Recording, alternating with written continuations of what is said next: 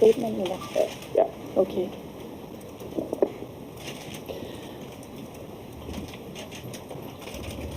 Assalamualaikum warahmatullahi wabarakatuh. Madayaw ug maayong adlaw kaninyong tanan. Magandang araw sa inyo lahat. Proverbs 19 verse 21 states, "Many are the plans in a person's heart, but it is the Lord's purpose that prevails." It took me 47 years to understand that my life was never meant to be only mine. Unlike others, I may not have been born just to chase happiness. For a long time, I questioned the weight of responsibility to my family, to my country, to everyone who called on me. Today, I have peacefully accepted that my life is unlike any other. Sa unang mga buwan ng aming mga termino, nakita ko na ang kawalan ng katapatan ni Bongbong Marcos Jr. sa mga pangakong binitawan noong kampanya, pati na sa kanyang sinumpaang tungkulin para sa bayan. Dahil hindi ko kinaya na maging bahagi ng 2025 national budget na tadtad ng katiwalian, pinili kong umalis sa kabinete kahit alam ko na mula pa noong 2023 na ang magiging kapalit ay ang aking impeachment. Mga kababayan, humihingi ako ng paumanhin. Patawad kung tinulungan ko mahalal si BBM bilang Pangulo ng ating bansa.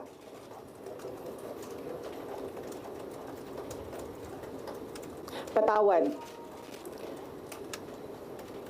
kung hanggang ngayon ay marami pa ring Pilipino ang nalulunod sa baha ng dahil sa malawakang korupsyon. Patawad kung lantaran ang pang-aabuso ng ating mga institusyon para sa pansariling interes ng mga politiko. Patawad kung patuloy ang pagtaas ng presyo ng mga pangunahing bilihin habang nananatiling kapos ang kita ng bawat pamilya. Patawad kung wala man lang tayong tunay na seguridad sa pagkain. Patawad kung may nagkakasakit at binabawian bigla ng buhay dahil sa kakulangan ng maayos at epektibong healthcare system. Hindi ako kailanman natakot sa pagsira nila sa pangalan ko. Ngunit, may takot ako para sa ating mga anak. May takot ako para sa susunod na henerasyon.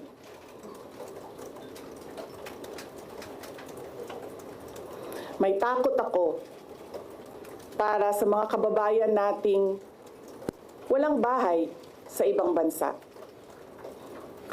Walang pangalawang pasaporte, walang ibang matatakbuhan kundi ang Pilipinas. Kahit ito'y patuloy na nalulugmok sa kahirapan. Na ako'y kahadlok, nga moabot ang adlaw na dawaton na lang nato ang kapobrihon isip kapalaran. Nga maanad na ta sa sayop, nga mawad-an na lang ta og paglaom.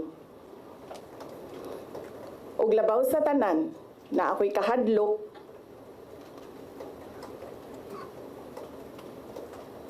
nga moabot ang adlaw nga wala na tay Pilipinas nga ikahatag sa atong mga anak.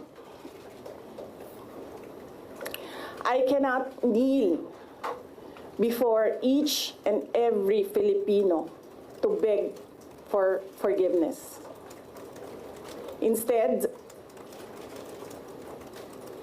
I offer my life, my strength, and my future in the service of our nation. Mga kababayan, ibalik natin ang tapang at malasakit para sa Diyos, sa bayan, at para sa bawat pamilyang Pilipino. Ako si Sara Duterte, tatakbo bilang Pangulo ng Pilipinas. Shukran. Any questions? First question. Next time na ang question. Oh. Thank you. Good morning. Iniwan ko kay JC yung kabuuan ng